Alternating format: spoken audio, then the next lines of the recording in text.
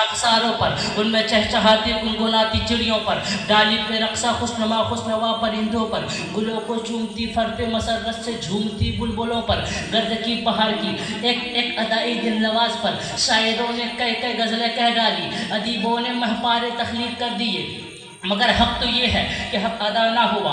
جوبن پر محدود اور معدود الفاظ کے ساتھ جوبن پر آئے ہوئے فطرت کے حسن لامحدود کی عکاسی ہو بھی کیسے سکتی ہے، عکاسی ہو بھی کیسے سکتی ہے۔ لیکن سخت افسوس، حسن و جمال کے خزانے لٹانے والی یہ بہار عارضی ہوتی ہے، فانی ہوتی ہے۔ خزاں کے بے رحم ہاتھ جب مصروف طاقت و تاراج ہوتے ہیں تو یہ سب رعنائیاں چند ہی دنوں میں ختم ہو کر رہ جاتی ہے۔ چمن زار میں صرف چند درخت اپنی حالت زار پر نوحقنا باقی رہ جاتے ہیں۔ چمن کا یہ حشر دیکھ کر باغباں کے دل سے ایک حوق اٹھتی ہے اور اس کی آنکھوں سے ٹپ ٹپ آنسو گرنے لگتے ہیں۔ ایسے حسرتناک انجام سے دو چار ہونے والی بہار کس کام کی؟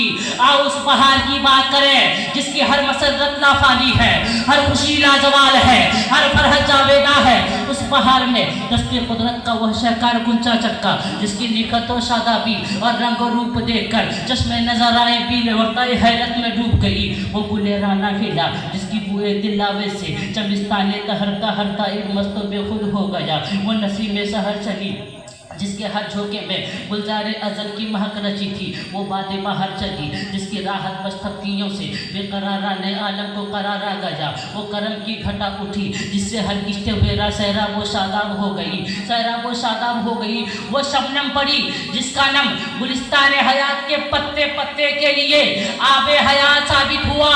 12 ربیع الاول کی تاریخ تھی، سوموار کی رات۔ یوں تو رات اپنے جلووں میں ظلمت و تاریکی لیے ہوئے آتی ہے، لیکن اس رات میں وہ رات اپنے دامن میں اتنے ہمانہ انوار لے کر آئی کہ اس کی چمک سے محفل وجود کا گوشہ گوشہ دمک اٹھا۔ اس رات کو وہ سراج منیر روشن ہوا جس کی ضیا پاشی کے سامنے بزم انکا کی ہر روشنی مال پڑ گئی۔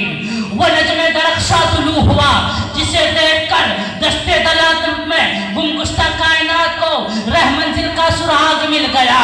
وہ دماغ تمام زوفشا ہوا جس کی چاندنی نے زشت کے تپتے صحرا کے ایک ایک مسافر کو ٹھنڈک، راحت اور سکون کی لذتوں سے سرشار کر دیا۔